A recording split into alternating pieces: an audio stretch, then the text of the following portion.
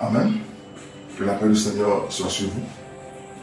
Ce matin, mon thème c'est le regard des hommes et le regard de Jésus-Christ.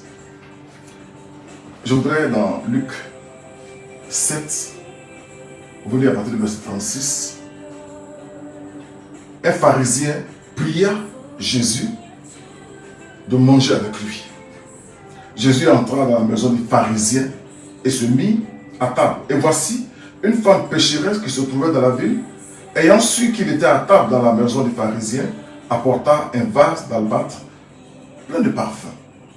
Elle se tint derrière, aux pieds de Jésus. Elle pleurait, et bientôt elle lui mouilla les pieds de ses larmes, puis elle essuya de ses cheveux, les baisa, les oignit de parfum. Verset 39. Le pharisien qui l'avait invité, voyant cela, dit en lui-même, si cet homme était prophète, il connaîtrait qui et de quelle espèce est la femme qui le touche. Il connaîtrait que c'est une pécheresse. Et au verset 40, et Jésus prit la parole. Je ne vais pas continuer. Alors, le pharisien invite Jésus-Christ chez lui. Vous savez, les pharisiens, c'est ceux qui ont les apparences, ceux qui gèrent l'extérieur, mais qui avaient le cœur éloigné de Dieu. Ceux qui comptaient sur leur propre force, ceux qui comptaient sur leurs propres efforts pour arriver à accomplir la loi de Dieu. En réalité, il n'était pas agréable à Jésus-Christ. Mais lui, il a prié Jésus, il a prié le Seigneur, et Jésus est venu chez lui à la maison pour manger. Et quand la femme pécheresse arrive, lui, il trouve qu'elle n'est pas digne d'être là. Il trouve qu'elle ne doit pas être là. Et il dit même que si Jésus était vraiment un prophète, il saurait qui est cette femme-là. Mais en réalité, quand on lui dit qu'à la fin, Jésus savait qui était cette femme-là. La première chose qui m'intrigue, c'est que lui qui est pharisien, a été accepté par Jésus-Christ et il empêche que d'autres personnes aussi viennent à Jésus-Christ. Lui qui est pharisien, qui avait les dehors, qui n'était pas réellement converti, qui n'avait pas réellement l'approbation de Jésus-Christ à 100%, a invité Jésus et Jésus a accepté de venir chez lui. Mais quand une pécheresse vient vers Jésus, lui, son regard est autre. Il dit que c'est une pécheresse. Certainement, les hommes te regardent comme étant un pécheur de premier plan. Les hommes te culpabilisent parfois. Les hommes ont un regard de jugement sur ta vie. Les hommes t'apprécient de la mauvaise manière. Mais je voudrais t'informer que ce n'est pas le même regard que Jésus a sur toi. S'il y a des gens dans l'église qui pensent que c'est par leurs propres efforts qu'ils sont arrivés là où ils sont, qu'ils ont été acceptés par Jésus-Christ, sache que Jésus-Christ, ce n'est pas nos efforts qui regardent. Tu peux venir à lui. Malgré le témoignage des hommes, malgré le jugement des hommes, toi, pécheur, c'est vrai. Toi qui vis une vie abominable, c'est vrai. Toi qui as été rejeté des hommes, c'est vrai. Mais toi, tu peux venir à Jésus-Christ. Tu peux t'approcher de lui. Cette femme, quand elle s'est approchée de Jésus-Christ, elle n'a pas été rejetée par Jésus. Elle n'a pas été reprise par Jésus-Christ. Jésus l'a accueillie. Il savait quel genre de vie qu'elle menait. Et quand vous lirez jusqu'à la fin dans Luc 7, vous verrez que finalement, Jésus lui a pardonné ses péchés. Il y a des hommes comme ça qui, à cause du mauvais regard des hommes, à cause des paroles méchantes que les hommes ont à leur regard, ils ont peur de venir à l'église. Ils ont peur de venir à Christ. N'aie pas peur. Si quelqu'un peut t'empêcher de venir à Christ, si quelqu'un peut te condamner, te juger et te dire que tu es indigne de venir à Christ, c'est que lui-même n'a pas encore été sauvé. C'est qu'il n'a pas expérimenté la grâce. Parce que la grâce dont nous avons bénéficié, c'est cette grâce-là qui nous a dit que malgré notre état, malgré nos situations, malgré notre état de pécheur, nous avons été acceptés. Si nous avons été pardonnés, ça veut dire que quelqu'un d'autre aussi peut être pardonné. Mais quand on voit quelqu'un qui rejette, qui accuse, qui juge, c'est parce qu'il pense que c'est parce qu'il est meilleur. C'est parce qu'il construit ses propres forces et construit son propre état pour venir à Christ. Personne ne peut venir à Christ avec ses propres efforts. Personne. Nous sommes sauvés par grâce. Et la Bible précise pour dire que c'est un don. Si tu as reçu ce don, pourquoi tu culpabilises l'autre? Si tu as reçu ce don, pourquoi tu accuses l'autre? Si tu as reçu ce don, pourquoi tu rejettes l'autre? Au contraire, nous avons bénéficié de cette grâce. On doit pouvoir dire à d'autres personnes, viens aussi. Cette grâce est disponible pour toi.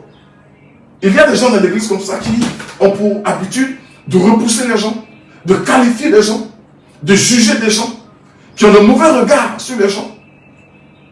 Ce n'est pas notre rôle. En tant que fils de Dieu, en tant que chrétien, en tant que des personnes qui ont bénéficié de la grâce de Dieu, nous devons pouvoir, au contraire, dire aux gens, moi j'étais pécheur, Christ m'a reçu, toi aussi étant pécheur, Christ peut te recevoir. Nous ne méritons rien. Et je voudrais terminer avec ce passage dans le livre de Matthieu. Dans le livre de Matthieu, j'ai lu la parole de Dieu. Matthieu 9, c'est encore une parole, un passage pareil.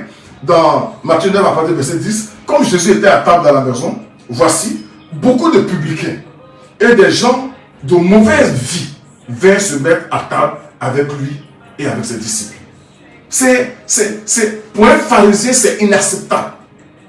Pour un chrétien qui n'est pas affermi, qui n'a pas expérimenté la grâce de Dieu, c'est inacceptable.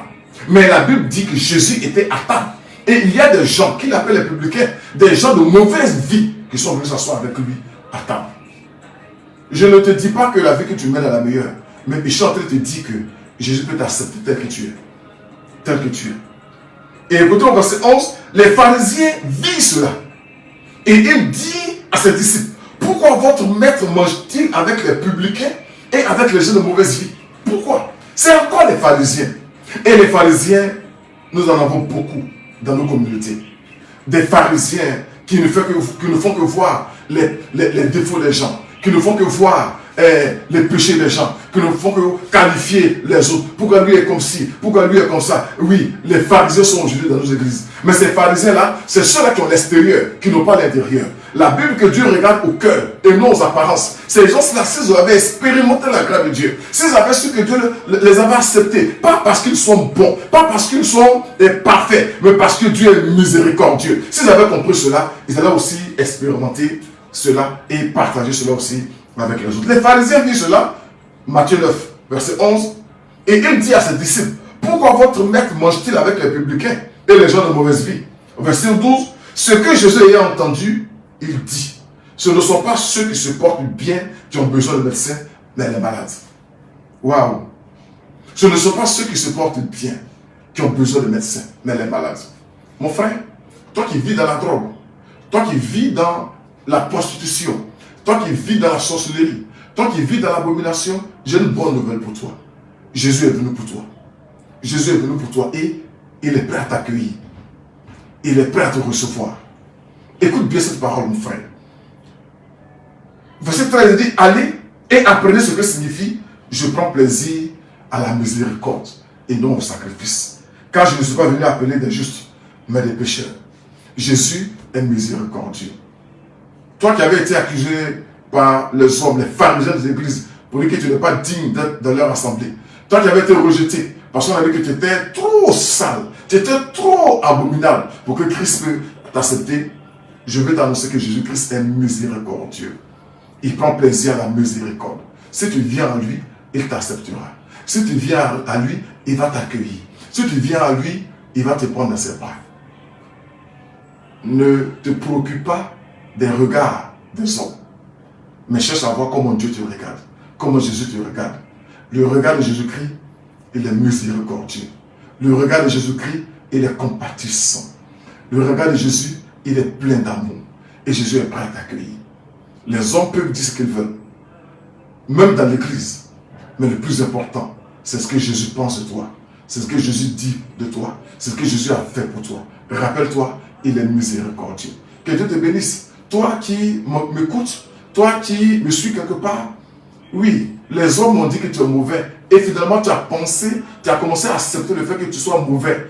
Les hommes ont dit que tu étais trop impur pour t'approcher de Dieu, pour invoquer Dieu. Et tu as cru aussi que tu n'étais pas digne de venir à Christ. Mais il dit, il n'est pas venu appeler les bien portants, mais il est venu appeler les malades. Jésus prend plaisir à la miséricorde. Il peut t'accepter encore ce matin.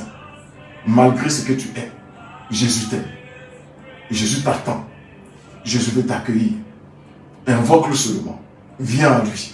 Si les églises t'ont rejeté, si des pharisiens t'ont rejeté, si des pharisiens t'ont jugé déjà, oui, lui, il ouvre les bras et il t'attend.